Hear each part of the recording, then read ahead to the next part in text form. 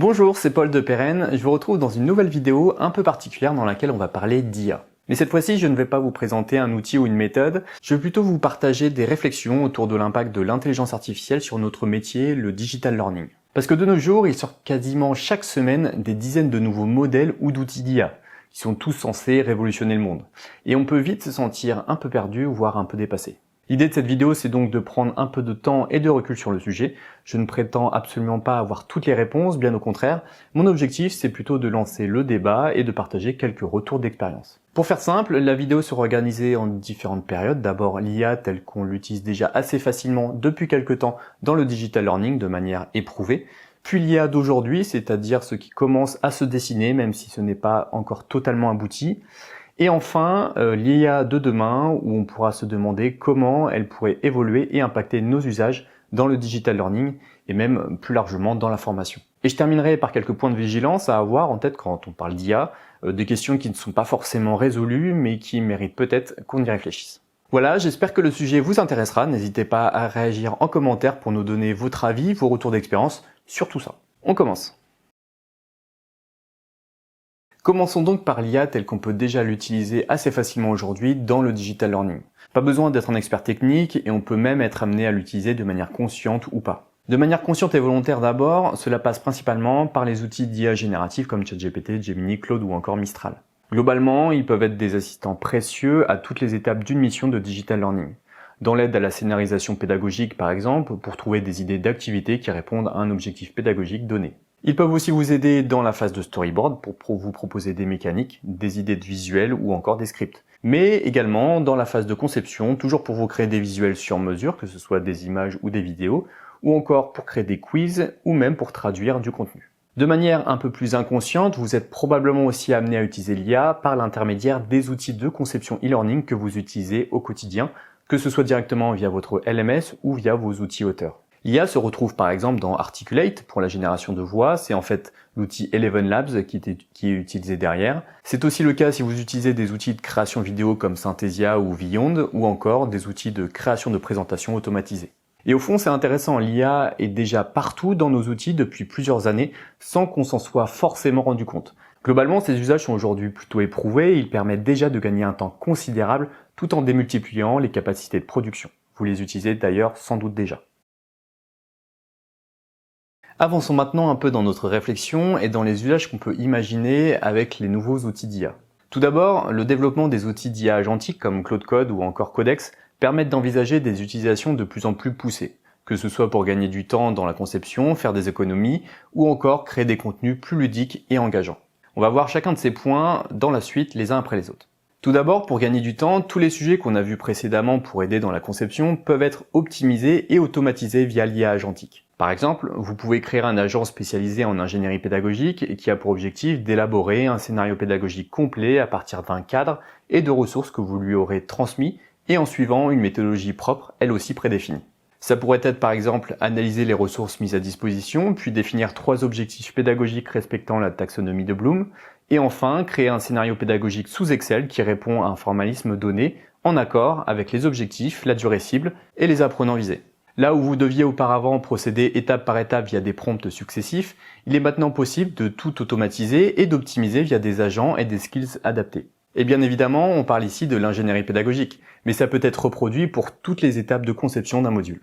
À terme, vous pourriez même envisager d'avoir un agent orchestrateur qui va piloter successivement l'agent ingénieur pédagogique, l'agent concepteur qui élabore le storyboard, l'agent designer qui crée les visuels, ou encore l'agent intégrateur qui développe le SCORM. Alors bien évidemment, tout cela nécessite un contrôle humain et de nombreuses optimisations des agents pour arriver à des résultats vraiment de qualité. Et c'est là qu'il faut faire attention aux effets d'annonce parce que si vous avez déjà testé de développer ce type de système, vous savez que tout n'est pas si simple.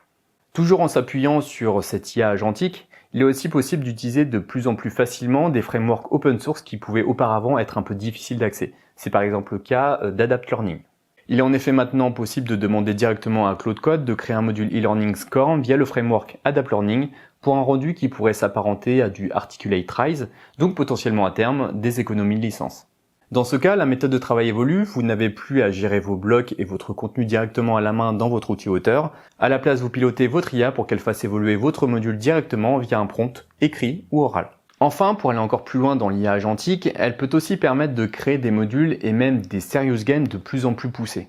Un module e-learning, et en particulier un module SCORM, n'étant qu'une combinaison de fichiers HTML, CSS et JavaScript, l'une des spécialités de l'IA, il est tout à fait possible de créer des contenus sans même passer par un framework ou un outil auteur. Vous pourriez imaginer les règles d'un jeu pédagogique, que vous transmettriez ensuite à Claude Design pour qu'il crée une interface, et enfin laisser Claude Code développer le SCORM associé. En d'autres termes, aurons-nous encore besoin à l'avenir d'outils auteurs pour créer nos e-learning? C'est une vraie question.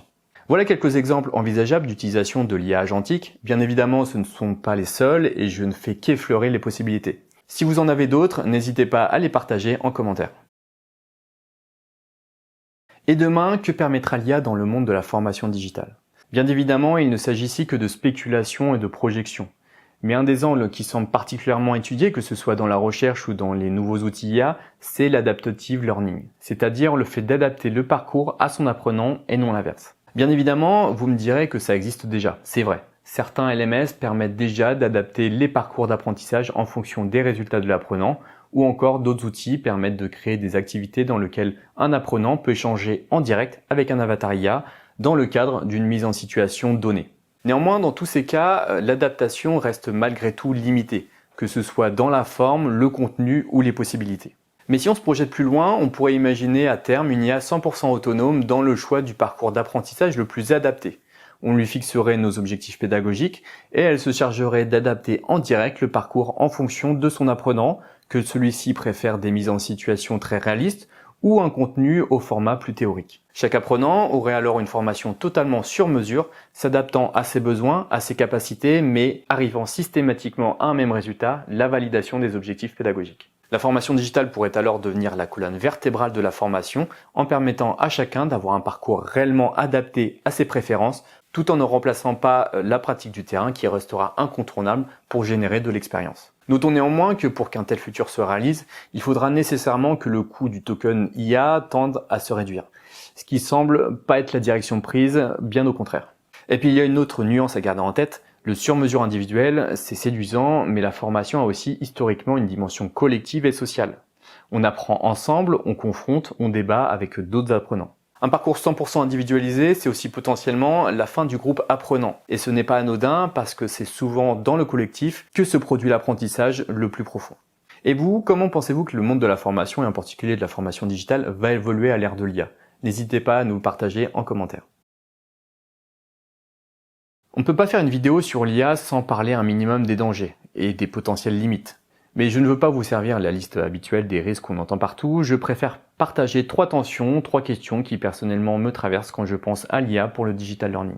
Ce ne sont pas des raisons de fuir l'IA, au contraire, ce sont des points de vigilance qu'il est bon d'avoir en tête pour construire une utilisation saine et durable de ces outils. Premier point, et c'est le plus évident, la question des données et de la sécurité. Dès que vous utilisez un modèle d'IA, gardez à l'esprit que les modèles grand public peuvent potentiellement collecter les informations transmises pour entraîner les futurs modèles. Donc attention à ce que vous mettez en entrée, le document stratégique de votre client, les données RH, le parcours confidentiel, tout ça peut nourrir la machine. Et en sortie, soyez toujours critique du résultat. Une IA ne sait pas dire qu'elle ne sait pas, elle peut tout à fait inventer avec beaucoup d'aplomb. C'est ce qu'on appelle l'hallucination et c'est particulièrement sensible en formation parce qu'on est précisément en train de transmettre du savoir. La bonne nouvelle, c'est que la solution est simple. Garder un œil humain expert sur ce qui entre et ce qui sort, c'est un réflexe à installer dans les équipes, pas une contrainte écrasante. Deuxième tension, et celle-ci je la vois se multiplier partout en ce moment, l'IA a rendu la création de contenu tellement facile que la question pourquoi créer ce contenu a parfois tendance à disparaître. On crée parce qu'on peut, on crée parce qu'il faut cocher une case. Concrètement, j'ai vu ces derniers temps des organismes vouloir créer des e-learning de plusieurs dizaines d'heures à base de PDF passés dans Notebook LM et de vidéos générées par iGen, juste pour répondre à une nouvelle obligation de formation réglementaire. Alors oui, ça permet de créer un e-learning rapidement, mais il n'y a alors aucune réflexion pédagogique, aucune pensée pour l'apprenant. Et au mieux, l'apprenant arrêtera la formation au bout de quelques minutes, au pire, il se créera une version durable pour le e-learning. Donc le message, c'est vraiment que le contenu soit facile à créer n'est pas un problème en soi. C'est même plutôt une bonne nouvelle. Mais cette facilité doit toujours servir l'objectif initial, transmettre. Si le contenu ne sert pas à la transmission, peu importe qu'il ait pris 5 minutes ou 5 semaines à produire, il ne sert strictement à rien. Et d'une certaine manière, c'est plutôt une bonne nouvelle pour nous, professionnels de la formation. Parce que plus il y aura de contenu automatisé et moyen, plus la valeur d'un vrai travail pédagogique pensé, scénarisé va remonter. Troisième tension, plus stratégique celle-là, aujourd'hui on a accès à des outils d'IA extraordinairement puissants pour quelques dizaines d'euros par mois. C'est presque trop beau. Et c'est effectivement trop beau, parce qu'il faut avoir en tête que ces coûts sont actuellement en grande partie subventionnés. Les gens de l'IA brûlent des milliards pour capter le marché. Les prix d'aujourd'hui ne sont pas forcément les prix de demain. Il y a aussi un autre effet moins discuté, les modèles évoluent, mais pas toujours dans le bon sens pour tous les usages. Certains utilisateurs expérimentés ont d'ailleurs observé des dégradations sur certaines versions pourtant plus récentes. Donc deux réflexes à garder. D'abord, ne devenez pas captif d'un seul outil, d'un seul écosystème. La technologie évolue tellement vite que les champions d'aujourd'hui ne seront pas forcément les champions de demain. Et ensuite, construisez vos méthodologies pour qu'elles soient portables d'un modèle à l'autre. Votre savoir-faire doit rester le vôtre, pas celui de l'outil. Voilà pour les points de vigilance, mais je voudrais terminer par une réflexion un peu plus large parce qu'elle sous-tend tout ce qu'on vient de voir. Notre métier est en train de changer de nature, pas seulement de degré. Avant, un concepteur pédagogique fabriquait, demain il pilotera. C'est un changement profond, on passe d'artisan à chef d'orchestre. Et honnêtement, c'est à la fois excitant et vertigineux. Excitant parce qu'on va pouvoir se concentrer sur ce qui fait vraiment la valeur de notre métier, le jugement pédagogique, la compréhension fine du public, la capacité à dire non, ce contenu ne sert pas l'objectif, la scénarisation au service du sens. Vertigineux parce que ce jugement, on ne l'acquiert pas en pilotant des agents. On l'acquiert en faisant, en se trompant, en refaisant. Et si toute une génération de concepteurs apprend le métier uniquement en supervisant des IA, on risque de perdre quelque chose d'important, la profondeur de l'expertise. Alors paradoxalement, je pense que c'est là que se trouve la bonne nouvelle. Plus l'IA sera présente, plus la valeur de l'expertise humaine, celle du jugement, du recul, du sens, va remonter. Plus il y aura de contenu automatisé et générique, plus on cherchera des professionnels capables de trancher, de défendre une vision pédagogique, de dire ce qui mérite d'être transmis et comment. La question, ce n'est donc pas de savoir si l'IA va remplacer les concepteurs pédagogiques, elle est plutôt de savoir quel concepteur pédagogique nous allons devenir et avec quelle profondeur de jugement. Et ça, c'est une question qui dépend de nous, pas de la technologie. Voilà, nous arrivons au terme de cette vidéo, j'espère qu'elle vous aura intéressé. Ce que je retiens personnellement, c'est que notre métier n'évoluera pas tout seul dans la bonne direction. Il évoluera dans la direction qu'on lui donnera, nous, professionnels de la formation. Chaque choix d'outils, chaque validation de contenu, chaque décision de déléguer ou non une tâche à l'IA participe à dessiner le futur du métier. Et c'est plutôt une bonne nouvelle parce que ça veut dire qu'on a un minimum la main sur le sujet. Alors je vous laisse avec une question à laquelle j'aimerais vraiment votre avis. Dans 5 ans, comment pensez-vous que la formation digitale va évoluer? Et quelle sera la marque d'un vrai professionnel de la formation? Ça m'intéresse vraiment de vous lire. Et comme toujours, si vous souhaitez être accompagné dans la création d'une académie de formation ou de ressources e-learning, n'hésitez pas à nous contacter chez Peren. On sera ravis d'échanger sur votre projet et de vous conseiller au mieux, que ce soit avec ou sans l'IA. Vous trouverez nos liens en description. Merci de m'avoir écouté et je vous dis à très vite pour de nouveaux contenus autour de la formation. Ciao!